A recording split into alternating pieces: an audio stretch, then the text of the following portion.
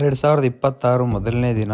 ಇವತ್ತು ನಾವು ಹೋಗ್ತಿದೀವಿ ಶ್ರೀ ಕ್ಷೇತ್ರ ಯಗಟಿಪುರ ಶ್ರೀ ಮಲ್ಲಿಕಾರ್ಜುನ ಸ್ವಾಮಿ ದೇವಸ್ಥಾನಕ್ಕೆ. ನಮ್ಮ ಮನೆ ದೇವರು. ಈ ದೇವಸ್ಥಾನ ಕಡೂರು ತಾಲೂಕಿನ ವೇದಾವತಿ ನದಿಯ ದಂಡೆ ಮೇಲೆ ಉದ್ಭವಿಸಿರೋ ಲಿಂಗ. ಈ ದೇವಾಲಯವನ್ನು 1919ರಲ್ಲಿ ವೀರಶೆಟ್ಟಿ ಗೌಡ ಎಂಬುವರು ನಿರ್ಮಾಣ ಮಾಡ್ತಾರೆ. ನಂತರ 1102ರಲ್ಲಿ ಹೊಯ್ಸಳ ಅರಸರಾದ ಹರಿಹರ ಸೋಮೇಶ್ವರರು ಈ ದೇವಾಲಯವನ್ನು ಅಭಿವೃದ್ಧಿ ಮಾಡ್ತಾರೆ.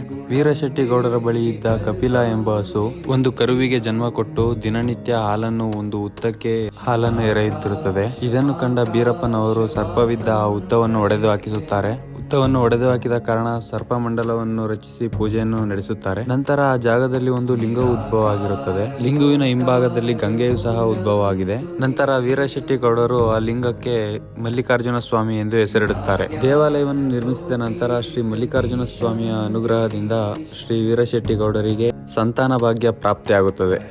ದೇವರ ಮಹಿಮೆಯನ್ನು ತಿಳಿದ ಹರಿಹರ ಸೋಮೇಶ್ವರರು ದೇವಸ್ಥಾನವನ್ನು ಅಭಿವೃದ್ಧಿಗೊಳಿಸುತ್ತಾರೆ. ನಂತರ ಶ್ರೀ ಮಲ್ಲಿಕಾರ್ಜುನ ಸ್ವಾಮಿಯವರು ಹರಿಹರ ಸೋಮೇಶ್ವರರಿಗೂ ಸಂತಾನವನ್ನು ಕರುಣಿಸುತ್ತಾರೆ. ದೇವಸ್ಥಾನಕ್ಕೆ ಆಗಮಿಸುವ ಎಲ್ಲಾ ಭಕ್ತಾದಿಗಳಿಗೂ ದಿನನಿತ್ಯ ಅನ್ನದಾಸೋಹ ನಡೆಯುತ್ತಿರುತ್ತದೆ. ಸಂತಾನ ಭಾಗ್ಯ ಇಲ್ಲದವರು ಶ್ರೀ ಮಲ್ಲಿಕಾರ್ಜುನ ಸ್ವಾಮಿಯವರಿಗೆ ಹರಕೆಯನ್ನು ಮಾಡಿಕೊಳ್ಳುತ್ತಾರೆ. ಈ ದೇವಾಲಯವು ಚಿಕ್ಕಮಗಳೂರು ಜಿಲ್ಲೆ ಕಡೂರು ತಾಲೂಕಿನ ಯಗಟಿಪುರ ಎಂಬ ಗ್ರಾಮದಲ್ಲಿದೆ. ಧನ್ಯವಾದಗಳು.